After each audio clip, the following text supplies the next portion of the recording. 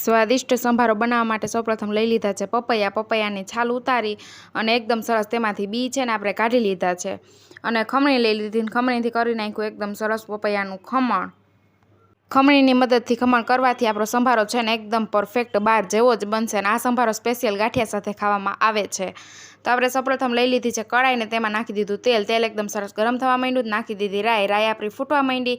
ત્યારબાદ 2 પાણીએ ધોઈ અને લઈ લીધું છે પપૈયાનું ખમણ। ત્યારબાદ લીધા તીખાસ માટે લીલા મરચાં, હળદર પાવડર અને નમક સ્વાદ અનુસાર કરી લીધું બધું જ મિક્સ। ત્યારબાદ નાખ્યા ઝીણા સુધારેલા ટમેટાને કરી નાખ્યા એકદમ સરસ મિક્સ।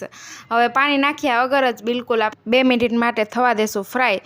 તો 3 થી 4 જ મિનિટમાં આપણો સંભારો છે ને એકદમ સરસ રેડી થઈ જાય છે। તો તૈયાર છે આપણો એકદમ સ્વાદિષ્ટ સંભારો।